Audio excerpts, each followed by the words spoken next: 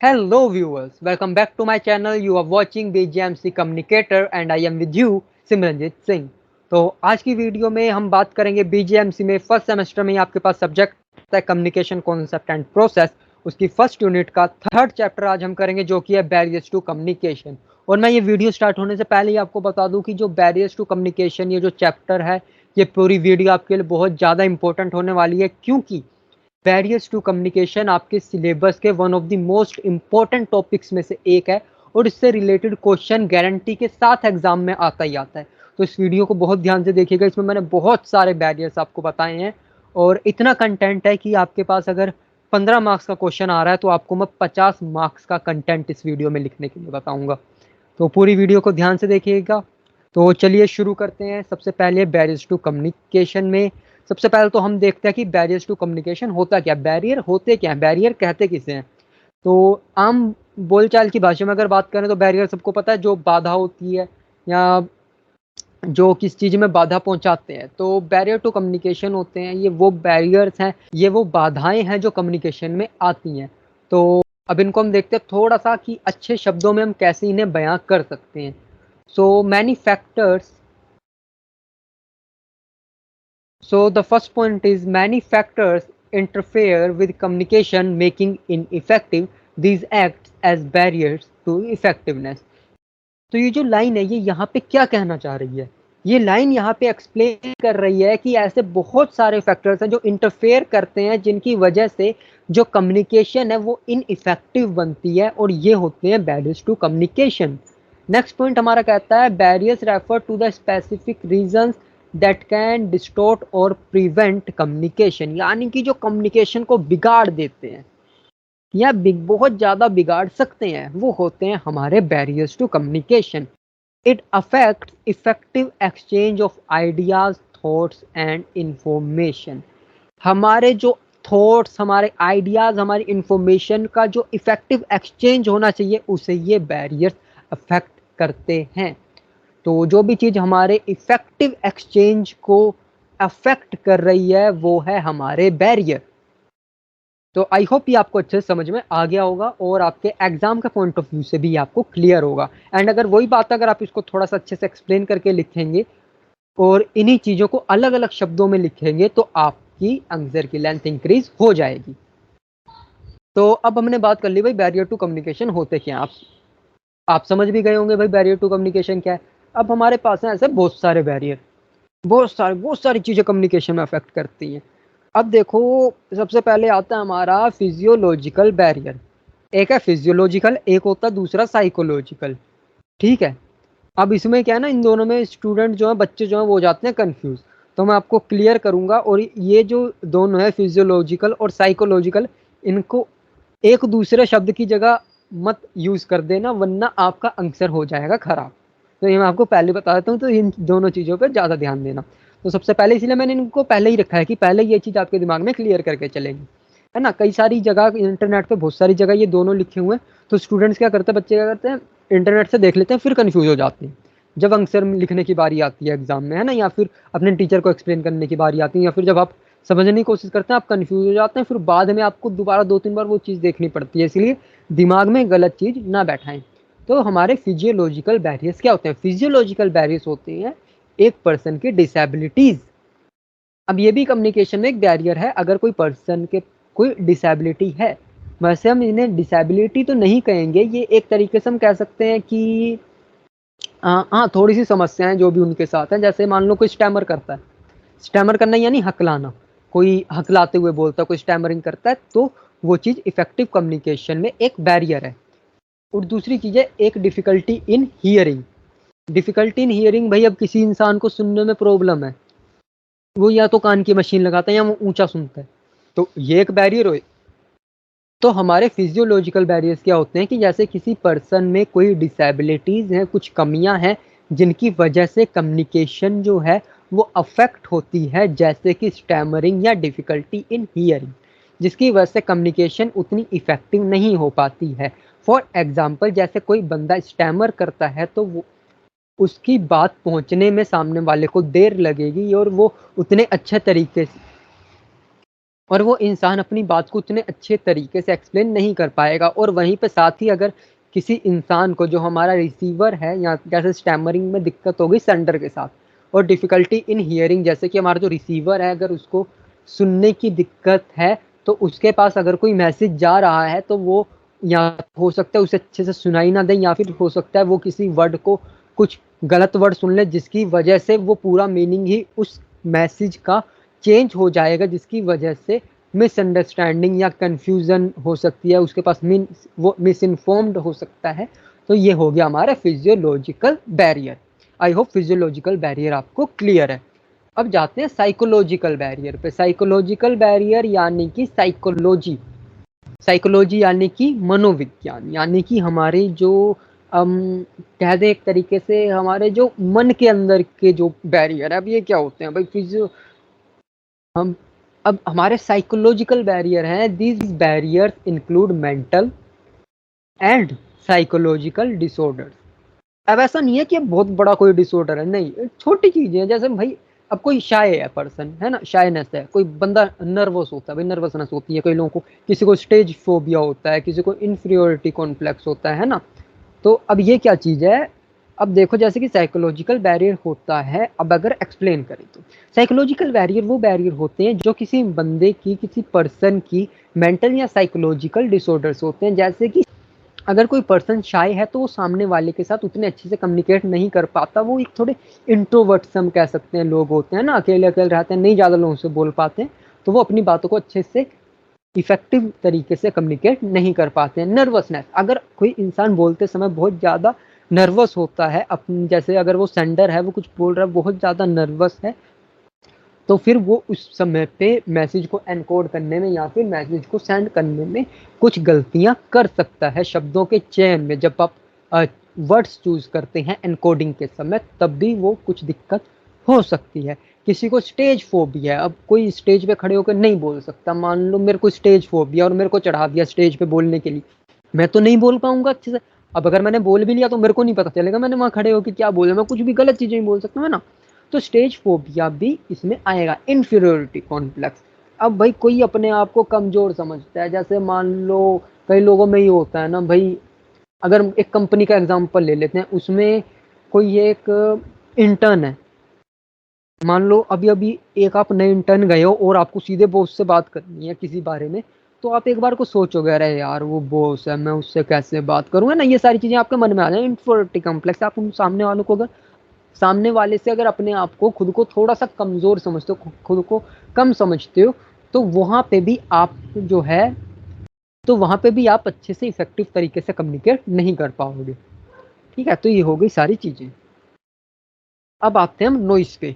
Noise क्या होती है, नॉइस की हमने पहले भी बात की हुई है जब हम कम्युनिकेशन प्रोसेस की बात कर रहे थे। तो नॉइस क्या होती है, हमारी कोई भी अनवांटेड चीज जो कम्युनिकेशन प्रोसेस में आ जाए, जिसे सेंडर ना भेजना चाह रहा हो, जो सेंडर नहीं चाहता कि हमारी मैसेज में प्रेजेंट हो, वो चीज जो है हमारे मैसेज को अफेक्ट कर सकती है ना।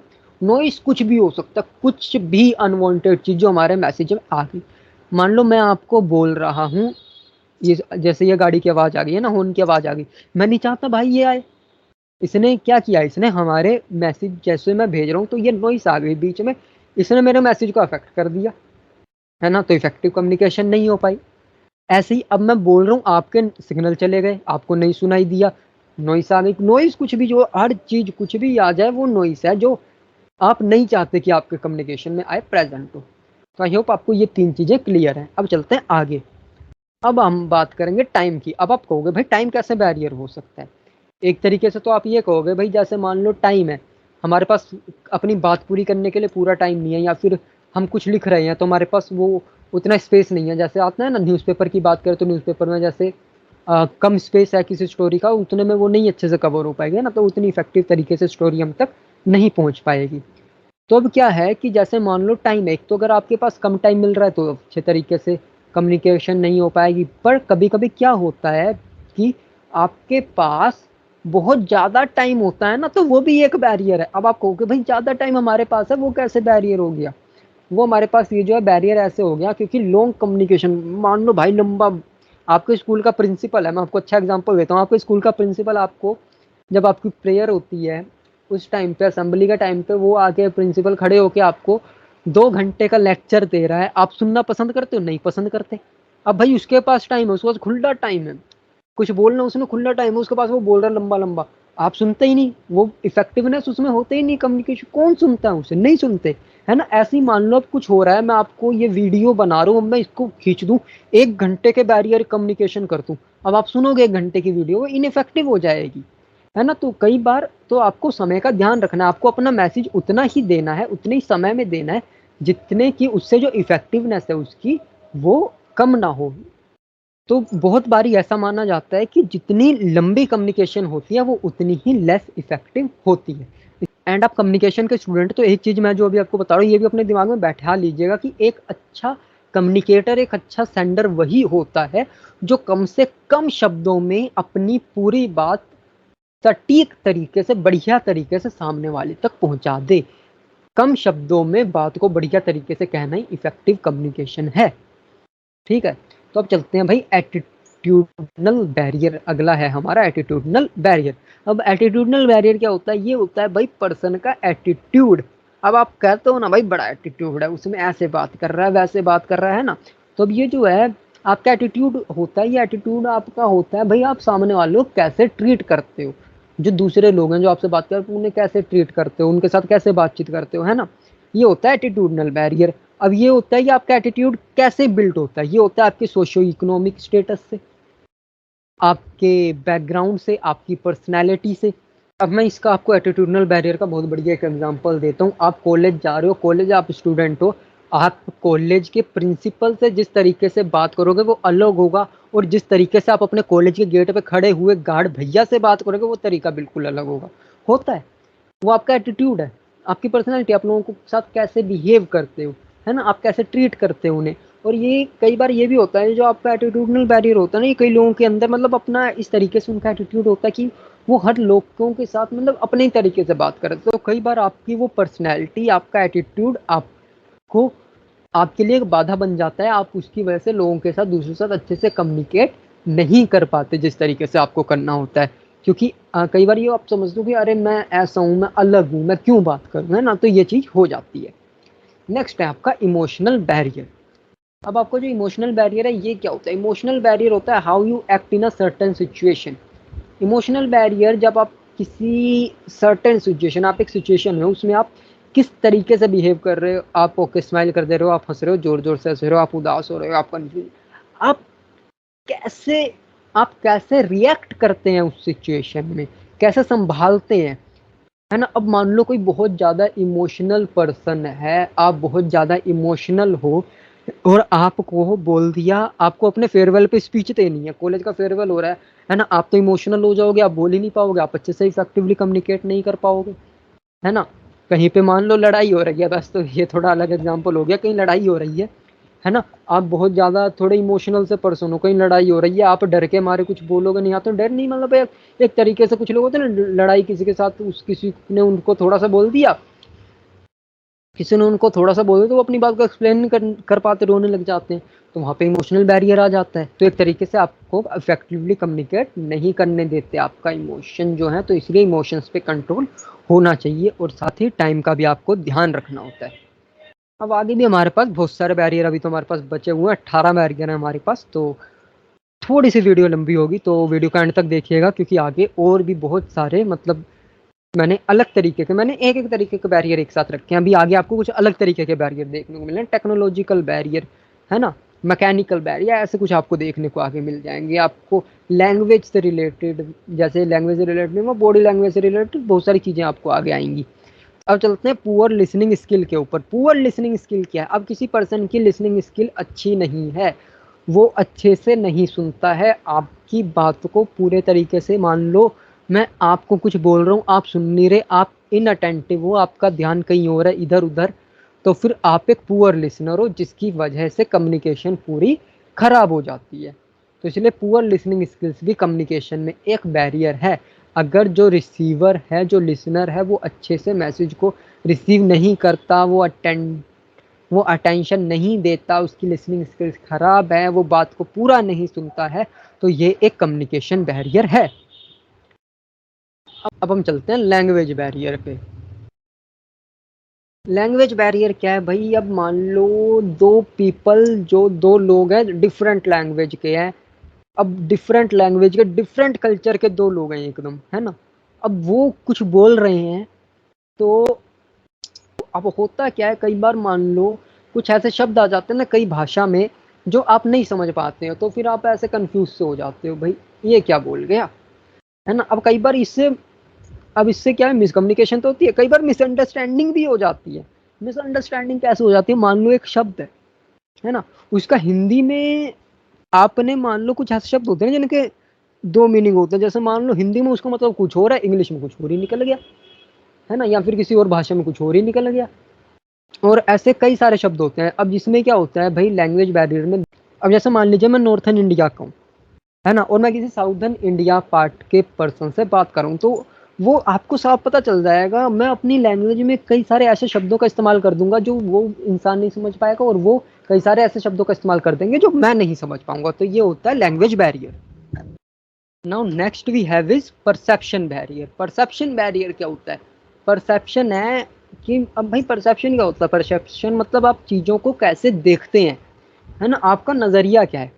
तो अब हर इंसान का अलग नजरिया होता है, everyone has different perception, and people coming from different educational, social, cultural and family etcetera backgrounds have different perceptions to the same situation. यानी कि अलग अलग बैकग्राउंड से आने वाले लोग, डिफरेंट बैकग्राउंड से आने वाले लोग, चाहे वो एजुकेशनल के बेस पे हम देखें, सोशल बेस पे, कल्चरल, फैमिली, किसी अलग अलग चीज़ों के बेस पे देखें, वो एक सेम सिचुएशन में भी हर इंसान का अलग परसेप्शन होता है। तो इसलिए परसेप्शन बैरियर आ जाता है। कई बार आप किसी चीज़ को किसी एक सेंस में आपने समझी, आप वो बता रहे, दूसरा इंसान उसको अलग सेंस में ले लेगा, अलग तरीके से समझ लेगा, तो वहाँ पे आप दो लोग हैं, आप दोनों चीज़ों को अलग अलग तरीके से अपने परसेप्शन के हिसाब से उनका मीनिंग निकालेंगे।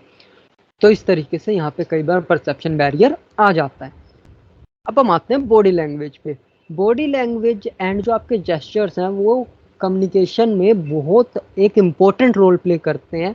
और यहाँ पे मैं आपको एक इंटरेस्टिंग फैक्ट बताता हूँ कि जब आप कम्युनिकेट करते हो ना, तो आपके जो स्पोकन वर्ड्स होते हैं ना, जो शब्द आप बोलते हैं, वो शब्दों का पूरी कम्युनिकेशन में सिर्फ 7% जगह होती है।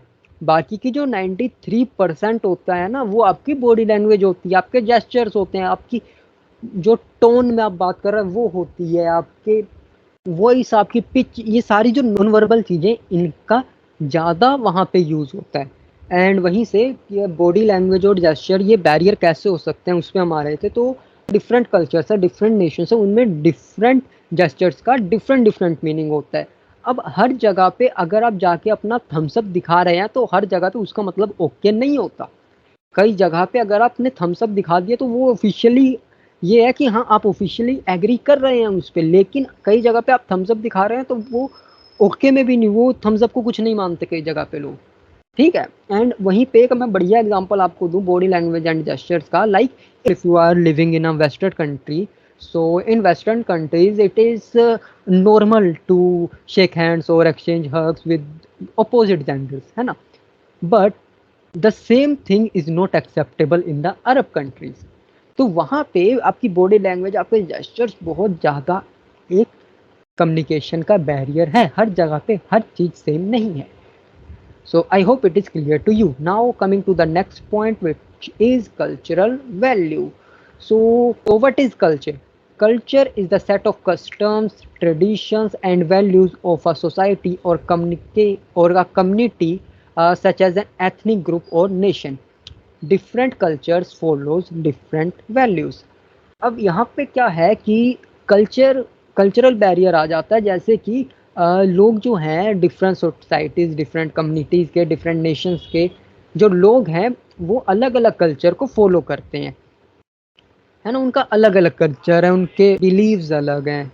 सो यहाँ पे क्या है, यहाँ पे ये है कि जो लोग हैं डिफरेंट नेशंस में रहने वाले लोग हैं, तो वो क्या है, वो अलग अलग सोसाइटीज़, अलग अलग कम्युनिटीज़, अलग अलग जो लोग हैं वो अलग अलग वैल्यूज़ अपनी फॉलो करते हैं, उनकी अलग वैल्यूज़ हैं, अलग ट्रेडिशंस हैं, है ना? अलग उनके चीज़ें वो फॉलो करते हैं। तो हर कल्चर में कुछ अलग चीज़ होती है। तो वैसे ही अगर देखा जाए तो in some countries it is very normal to eat snakes, bats, है ना? But in India you won't eat them. You can't even think about eating them. So cultural barrier, तो यह तो मैंने आपको एक कल्चर की बात बताई कैसे कल्चर डिफरेंट, तो ये तो मैंने आपको एक बात बताई कल्चर कैसे डिफरेंट है। अब कल्चरल बैरियर क्या आ जाता है, तो कल्चरल बैरियर का मैं आपको एक अच्छा एग्जांपल देता हूँ। जैसे मान लो कई कंट्रीज हैं, वहाँ पे लोग एक दूसरे को झुक के आधा बेंड होके हेलो ग्रीट करते हैं ना, ग्रीट करते हैं, हेलो बोलते हैं, है ना? जैसे अब इंडिया में हम लोगों को हाथ जोड़ के नमस्ते करते हैं, है ना? अब कई जगह पे वेस्टर्न कंट्रीज में लोग खाली हाथ हिला के हेलो कर देते हैं, कुछ कंट्रीज में लोग हाथ मिला के हेलो करते हैं। तो ये सारी चीज़ें, अब होता क्या है, तो वो हर तरीके हर जगह अलग अलग है। अब अगर कोई वेस्टर्न कंट्री की हम बात करते हैं, वहाँ पे लोग अपने से किसी बड़े को उनका नाम उनका नाम लेके बोले, जैसे hello mister John, hello mister Simon, है ना? अब हमारे यहाँ पे क्या, मान लो कोई बड़ा है हमसे उम्र में, हम उसको नाम लेके बोले, तो हमारे क्या है, तो यहाँ पे बैरियर है। अब वो अगर वो पर्सन यहाँ पे आए, यहाँ पे आके अपने से मान लो वो 20 साल का किसी 60 साल के इंसान को उसका नाम लेके बुलाए, तो हम क्या सोचेंगे, भाई ये तो बिल्कुल इज्जत ही नहीं करते। तो यहाँ पे कल्चरल बैरियर है। वो लोग वहाँ पे, उनके वहाँ पे ऐसे ही होता है, वो लोग एक दूसरे को मिस्टर बोल के नाम लेके एक दूसरे के साथ कम्युनिकेट करते हैं। यहाँ पे हम हेलो अंकल, हेलो आंटी, चाचा चाची, है ना, सर मैडम, ऐसा बोलते हैं। वो लोग वहाँ पे नहीं बोलते। तो सबका अपना अपना कल्चर होता है। अब हम आते हैं अगला, यूज ऑफ इनएप्रोप्रिएट मीडियम। कई बार क्या होता है, कम्युनिकेशन के लिए लोग गलत मीडियम का यूज कर लेते हैं। और अगर आपने गलत मीडियम का यूज कर लिया कम्युनिकेशन के लिए, इनएप्रोप्रिएट मीडियम का यूज कर लिया, तो वहाँ पे आपकी जो कम्युनिकेशन, आपको जो मैसेज है, वो इतने इफेक्टिव तरीके से रिसीवर के पास नहीं पहुँच पाएगा, और उतने सही समय पे भी नहीं पहुँच पाएगा। जैसे मान लो आपको कुछ बढ़िया एक एग्जांपल देता हूँ। एग्जांपल में मान लो आपने एक न्यू वीडियो गेम कुछ लॉन्च किया है। अब आपको वो, आपकी टारगेट ऑडियंस तो बच्चे ही हैं। अब आप उन बच्चों तक आपको वो मैसेज पहुँचाना है, आप सोशल मीडिया के थ्रू पहुँचाओगे, नेट के थ्रू पहुँचाओगे। अब आप उसके लिए न्यूज़पेपर में तो एडवर्टाइज नहीं करोगे, उससे क्या होगा, वो अपनी सही टारगेट ऑडियंस तक नहीं पहुँचेगा।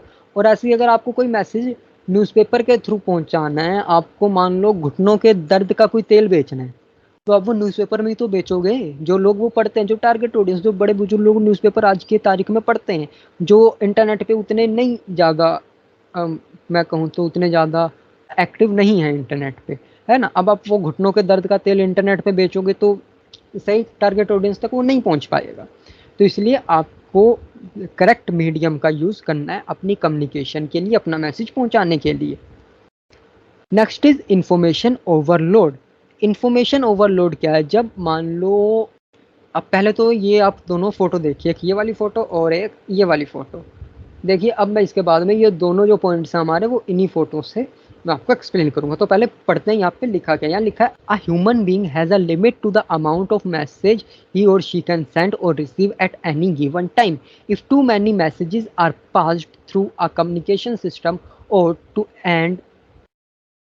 to and form a single person at the same time, they may get confused with one another। अब यहाँ पे होता क्या है, जैसे मान लो आपके पास एक लिमिटेड टाइम है, उस टाइम में आप कुछ मैसेज नॉर्मली तो समझ सकते हो, आपके पास भेजा जा सकता है, आप उसे समझ सकते हो। अब इन्फॉर्मेशन ओवरलोड क्या होता है, आपने मान लो ये दीदी यहाँ पे बोल रही हैं, ये यहाँ पे भैया सुन रहे हैं। अब है क्या, इन्होंने बोला, ये बहुत बोले जा रही हैं, बोले जा रही हैं, बोले जा रही हैं। अब ये यहाँ पे बोल रही हैं, यहाँ पे इतना बोल रही हैं, तो इनको यहाँ पे समझ में नहीं आ रहा कि ये बोल क्या रही है। अब इन्होंने कुछ तो बोल दिया, कुछ चीज़ें इनकी समझ में आ गई, बाकी क्या होगा, इनके सिर के ऊपर से जाएंगी। तो यहाँ पे बढ़िया से कम्युनिकेशन नहीं हो पाएगी।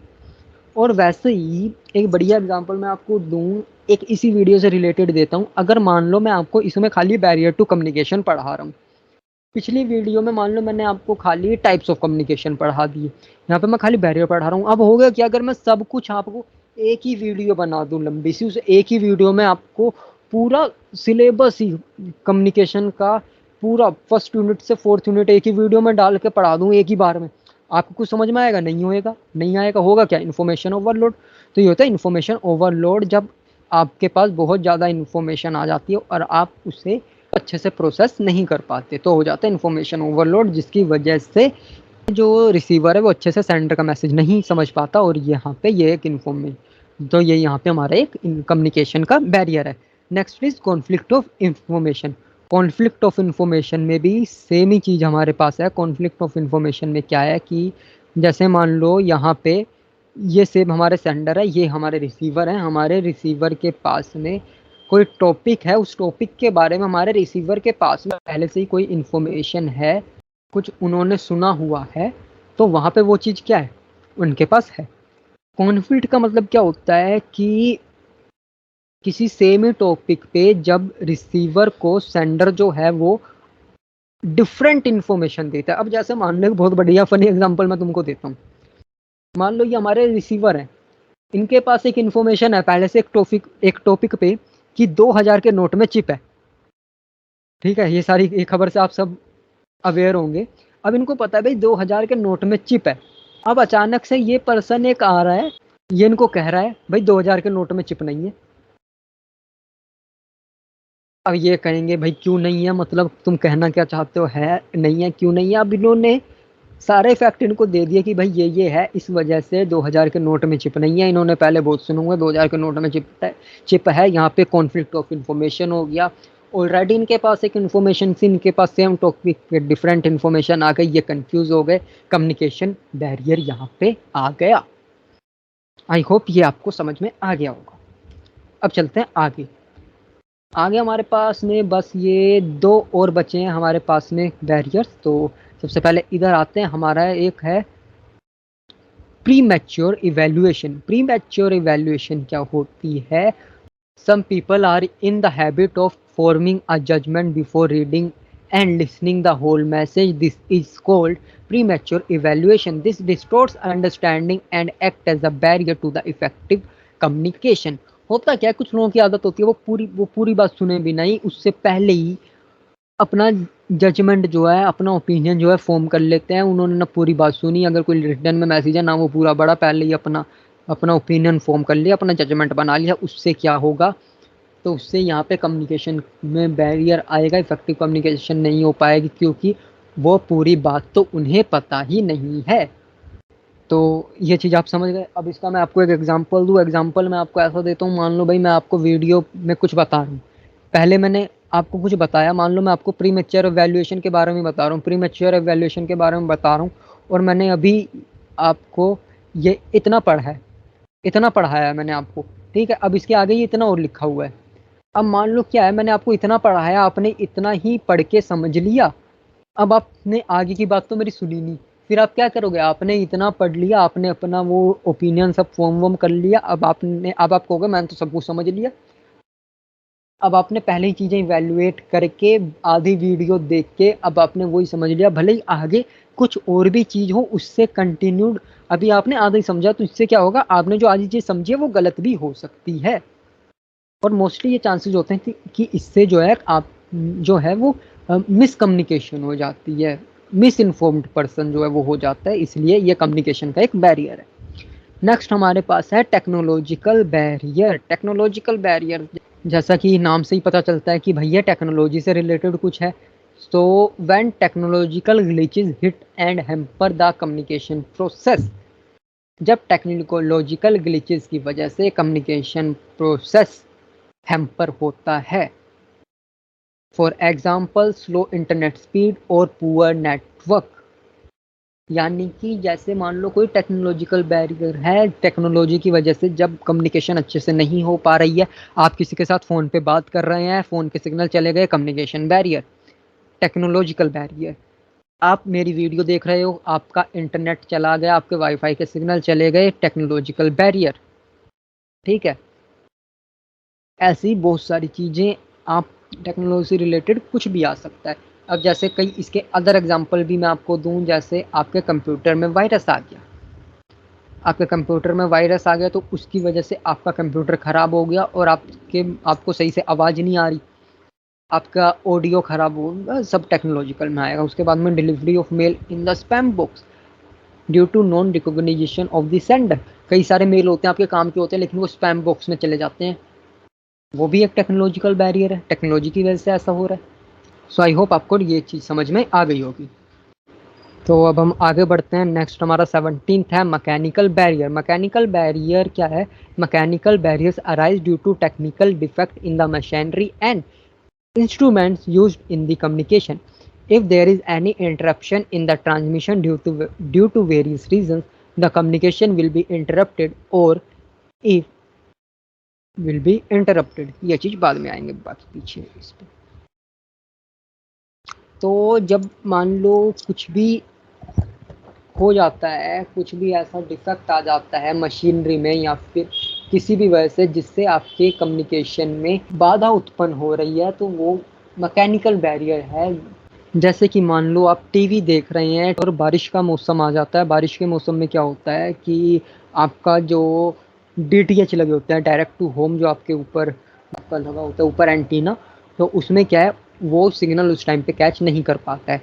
तो वो क्या है, तो वहाँ पे दिक्कत आ जाती है ना। आपकी वाईफाई की तार जो आ रही है, मान लो बाहर से तार आपकी टूट गई, मैकेनिकल बैरियर। आपका कंप्यूटर बंद हो गया, अचानक से शट डाउन हो गया, तो आ गया मैकेनिकल बैरियर। ये सारी चीज़ें हो जाती है। कई बार मान लो जैसे बिजली चली गई आपकी, पावर फेलियर, ये भी आ जाएगा आपका मैकेनिकल बैरियर। तो ये सारी चीज़ें मैकेनिकल बैरियर में आ जाती हैं। नेक्स्ट अब है हमारा सिमेंटिक बैरियर, सबसे लास्ट है, काफ़ी इंपॉर्टेंट भी है, थोड़ा समझने वाली चीज़ है इसलिए मैंने लास्ट में रखी है। सिमेंटिक बैरियर है, it is refer to the misunderstanding between the sender and receiver arise due to the different meaning of words and other symbols used in the communication. अब मतलब जैसे कि मिसअंडरस्टैंडिंग हो गई सेंडर और रिसीवर के बीच में कुछ शब्दों की वजह से, उन्होंने जो शब्द बोले हैं उनकी वजह से, तो वहाँ पे आपका सिमेंटिक बैरियर होता है। जैसे कि कुछ वर्ड सेम होते हैं, इंग्लिश में तो ऐसा होता है कि कई सारे वर्ड हैं, वो वर्ड सेम है लेकिन उनका मतलब अलग अलग होता है। जैसे कि यहाँ पीछे ही हमने ये शब्द का एक यूज़ किया है, हैम्पर। हैम्पर पढ़ रहे हो ना, ये हैम्पर लिखा है मैंने। अब यहाँ पे मैंने लिखा था हैम्पर, अब वो हैम्पर है, मैंने यहाँ पे बोला इट हैम्पर्स कम्युनिकेशन प्रोसेस। यहाँ पे हैम्पर शब्द का यूज कैसे हो रहा है? यहाँ पे हैम्पर शब्द का यूज हो रहा है यानी कि बाधा उत्पन्न करना, है ना, बैरियर बनना, एक तरीके से बाधा उत्पन्न करना। एक हैम्पर क्या होता है, वो जो गिफ्ट हैम्पर है ना, वो देते हैं ना हैम्पर, वो भी एक हैम्पर होता है। हैम्पर हैम्पर है, एक ही वर्ड के दो मीनिंग है। तो मैंने हैम्पर बोला गिफ्ट वाला, उसने समझ लिया बाधा वाला सामने वाले ने, या मैंने बोला बाधा वाला, उसने समझ लिया गिफ्ट वाला। तो ऐसे ही एक वर्ड के जब ज़्यादा मतलब होते हैं तो वहाँ पे आपकी थोड़ी सी समस्या आ जाती है। नेक्स्ट पे आते हैं, ठीक है, तो ये चीज़ आप समझ गए होंगे। तो अब ये जो है हमारा सिमेंटिक बैरियर, सिमेंटिक बैरियर में क्या क्या चीज़ें आती है? सिमेंटिक बैरियर में जो हमारा आता है, सिमेंटिक बैरियर में हमारा एक तो होता है वर्ड विद डिफरेंट मीनिंग। जैसे अभी मैंने बात करी, डिफरेंट मीनिंग, एक ही वर्ड के अलग अलग शब्द निकल आए। जैसे मान लो किसी वर्ड का हिंदी में मीनिंग कुछ और है, इंग्लिश में उसका कुछ और मीनिंग है, तो वहाँ पे बैरियर आ गया, है ना। मैंने बोला हिंदी वाला वो वर्ड, लेकिन आपने समझ लिया इंग्लिश वाला वो वर्ड, तो वहाँ पे वो एक दिक्कत आ गई। वैसे ही अब मान लो फॉल्टी ट्रांसलेशन। अब जैसे मान लो मैंने कुछ बोला हिंदी में, आपको कोई शब्द मेरा समझ में नहीं आया, आपने उसको ट्रांसलेट करने की कोशिश करी, लेकिन वो कुछ, तो उसकी ट्रांसलेशन जो है वो गलत हो गई। आपने वो चीज़ कुछ गलत आ गई, आपने गलत देख ली, तो आपका जो पूरा वो मैसेज है उसका मतलब ही बदल गया, तो आप मिस इन्फॉर्म्ड हो गए, वहाँ पे मिसकम्युनिकेशन हो गई। Unclarified assumption. अब कई बार क्या होता है, मान लो चीज़ पूरी हुई नहीं, कोई चीज़ आधे में ही छोड़ दी, अब वो सामने वाले के ऊपर है, वो जो मर्जी उसका मीनिंग निकाल ले, तो वहाँ पे वो एक चीज़ है ना। तो यहाँ से भी बैरियर है ये भाई, यहाँ से भी मिसकम्युनिकेट हो सकती है भाई, सामने वाला समझे तो समझे क्या। बैड एक्सप्रेशन, आप बोल कुछ रहे हो, आपका मुंह कुछ और एक्सप्रेशन दे रहा है, तो बस यहाँ पे आ गया। यहाँ पे बैड एक्सप्रेशन इस बार और रिपीट हो गया, तो यहाँ पे बैड एक्सप्रेशन को हम यहाँ से कट कर देंगे। अब है डेनोटेशन एंड कॉनोटेशन। डेनोटेशन एंड कॉनोटेशन का क्या मतलब होता है? डेनोटेशन का मतलब होता है the denotation means the literal meaning of the word, यानी कि उस शब्द का असल मतलब क्या है, यानी कि वो वर्ड है ही क्या। उसके बाद में कॉनोटेशन होती है, वहाँ पे उसका क्या अर्थ हो रहा है। जैसे मान लो कई बार होता है ना एक मैं एग्जांपल आपको दूं, हमारे सर हमें कॉलेज में देते थे, जैसे एक वर्ड है कमेंट। कमेंट सब शब्द जो है वो आपकी मेरी जनरेशन के लिए एक बहुत आम शब्द है। सोशल मीडिया पे, फेसबुक पे, इंस्टाग्राम पे कमेंट्स वेरी सिंपल शब्द फॉर अस। कमेंट करना for our older generation, they take this word as very negatively. Comment कर दिया, कैसे कमेंट कर दिया, है ना? शब्द वही है, मतलब चेंज हो रहे हैं। वैसे ही गाड़ी, अब गाड़ी में मैं आपको एग्जांपल दूं भाई, गाड़ी में क्या होता है, कई लोग क्या है, गाड़ी से आप क्या समझते हैं, गाड़ी मतलब कार, है ना? आम यही समझते हैं। अब कई लोग अपनी स्कूटी को, अपनी बाइक को भी गाड़ी बोल देते हैं, टू व्हीलर को भी गाड़ी बोल देते हैं, बस को भी गाड़ी बोल देते हैं, ट्रेन को भी गाड़ी बोल देते हैं। मेरी गाड़ी छूट गई, मैं नहीं आ पाया, है ना? तो ऐसे होता है, वो चीज़ है। तो यहाँ पे शब्द कैसे यूज हो रहे हैं, या फिर है ना, ये कैसे, ये हमारे साइंस है, साइन को कैसे यूज कर रहे हैं। तो यहाँ पे इनकी वजह से भी, अगर आपने किसी साइन का कुछ गलत मतलब समझ लिया, जैसे इस साइन का आपने कुछ और मतलब निकाल लिया, लेकिन सामने वाला कहना कुछ चाह रहा है, सबसे बढ़िया मैं ये एग्जांपल आपको देता हूँ। ये एग्जांपल, ये मैंने बढ़िया एक एग्जांपल मेरे को ये यहाँ पे मिल गया। ये आपको देखने में क्या लग रहा है, 8 लिखा है, सीधा करके देखो तो कुछ लोगों के लिए 8 है, कुछ लोगों के लिए ये साइन इन्फिनिटी का साइन है। सो वही है, आप चीजों को देखते कैसे हैं, उसका लिटरल वहां पे, वो लिटरल मीनिंग क्या, वो यूज कैसे हो रहा है, या फिर आप उसे कैसे देख रहे हैं। यहाँ पे कई लोग इसे 8 कहेंगे, कई लोग इसे इन्फिनिटी कहेंगे, तो यहाँ पे हर वर्ड का अलग तरीके से यूज हो रहा है। सो आई होप आपको ये सिमेंटिक बैरियर भी क्लियर हो गया होगा कि लोग उसको कैसे ले रहे हैं। तो आज हमने क्या किया, आज हमने कम्युनिकेशन कॉन्सेप्ट एंड प्रोसेस हमारे सब्जेक्ट की फर्स्ट यूनिट का 3rd चैप्टर किया, बैरियर टू कम्युनिकेशन, जिसमें हमने पहले कम्युनिकेशन में बैरियर क्या होते हैं उनके बारे में जाना, फिर हमने अलग अलग टाइप्स के बैरियर किए, physiological barrier, psychological barrier, noise as a barrier, time as a barrier, attitudinal barrier, emotional barrier, poor listening skills as a barrier, language barrier, perception barrier, body language and gestures barrier, cultural barrier, use of inappropriate medium as a barrier, information overload as a barrier, conflict of information as a barrier, premature evaluation, technological barrier, mechanical barrier, and last में हमने किया semantic barrier, जिसमें हमने अलग अलग semantic barriers में हमारी क्या क्या चीज़ें आती हैं उनकी बात करी, एंड हमने डेनोटेशन एंड कॉनोटेशंस की बात करी। तो आई होप आपको ये सारी चीज़ें क्लियर हैं। बट अगर फिर भी आपको कोई डाउट है तो ये हमारी ईमेल आईडी है, आप हमें ईमेल कर सकते हैं communicatewithcommunicator@gmail.com, या फिर आप हमें इंस्टाग्राम पे भी फॉलो कर सकते हैं। हमें इंस्टाग्राम पे आप डीएम करके मैसेज करके पूछ सकते हैं अगर आपको कोई डाउट है। हमारी इंस्टा आईडी है bjmc_communicator। और वीडियो को लास्ट तक देखने के लिए थैंक यू सो मच। अगर फिर भी आपको कोई डाउट अभी भी है तो आप हमें कमेंट सेक्शन में भी पूछ सकते हैं, कमेंट सेक्शन में भी हम आपका जो डाउट है वो जरूर क्लियर कर देंगे। सो वंस अगेन वीडियो को एंड तक देखने के लिए थैंक यू सो मच। और ये हमारी पिछली वीडियो है जो कि है टाइप्स ऑफ कम्युनिकेशन के बारे में, तो आप टाइप्स ऑफ कम्युनिकेशन अगर आपने अभी तक नहीं देखी है तो आप जाके देख सकते हैं। तो चैनल को सब्सक्राइब करना एंड बेल आइकन को दबाना मत भूलिएगा। एक बार फिर से थैंक्स फॉर वॉचिंग।